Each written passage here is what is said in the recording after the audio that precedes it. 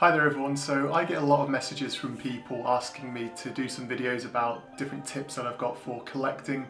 A lot of people are maybe just starting out with being retro game collectors, so whilst this is not going to be an exhaustive list of different tips, what would be really cool is if over this series of videos I'm going to be doing different themes for each one. So if you've got any tips for other YouTubers, just put a comment below if I've missed something off that you think is a good tip based around this theme.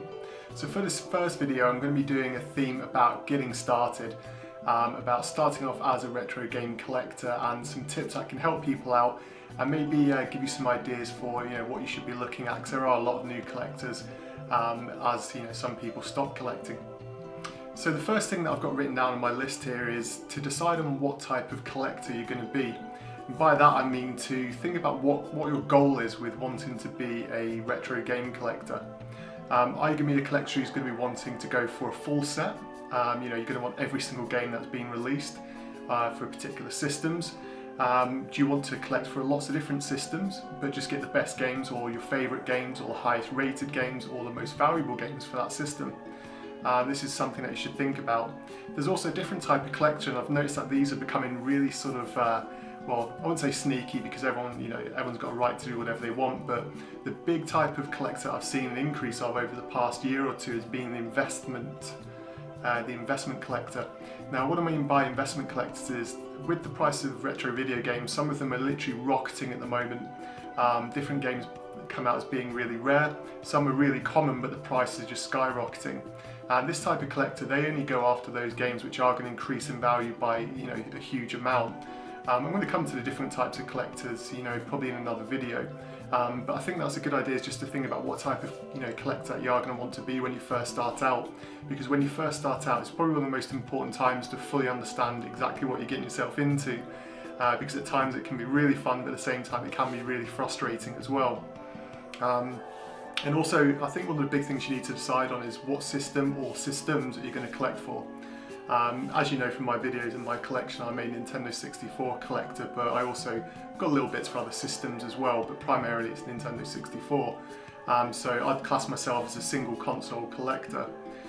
Some other people will collect either for different generations, so some people like 8-bit systems, some people like 16, 32 and so on. Or some people will literally pick systems that they like and go collect for those systems. So I think it's worth, when you're first starting out, to think about exactly what you're wanting to collect for.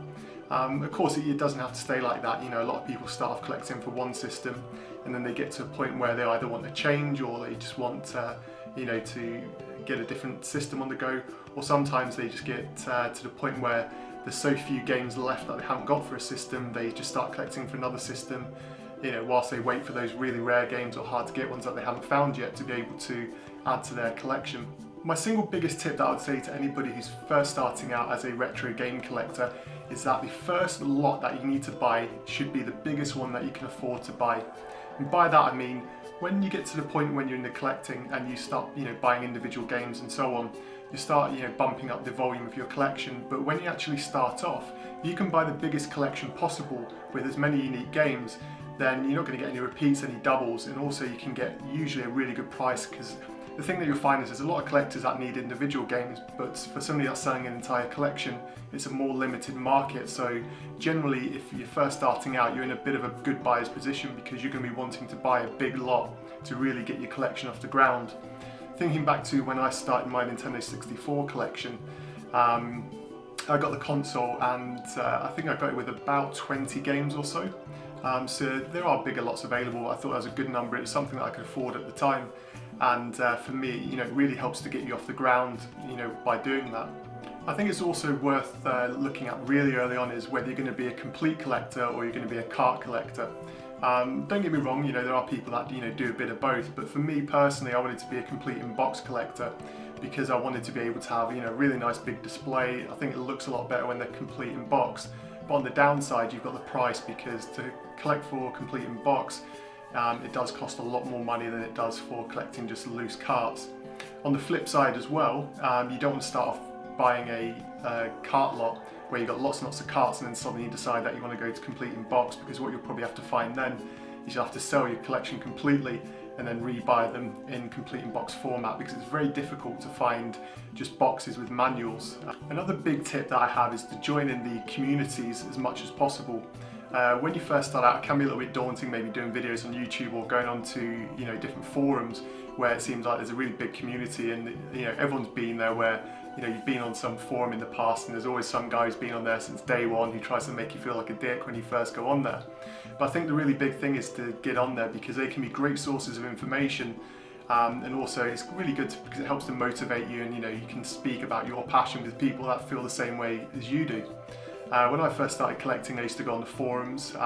Again, there's different ones for different consoles, but the one that I like for Nintendo 64 is N64 Forever.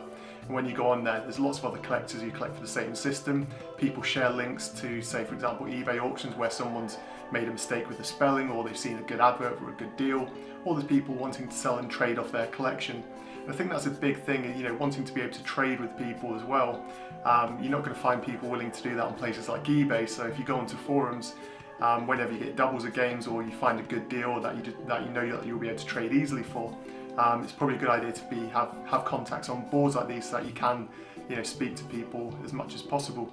Say for example, I'm here in the PAL region. If there's a game that I wanted from North America, I know there's 3 or 4 people that I'd be able to send messages to and say, can you get hold of it for me, and I'll buy it from you, or I'll trade with you. And it also works vice versa as well. I've actually sent Nintendo 64 games out with PAL exclusives to people in Canada and North America, because I know they won't be able to find it there unless they buy it off eBay, in which case the prices are inflated because they know that you can't buy it in North America. So that's just my short little tips for how to start out as being a game collector.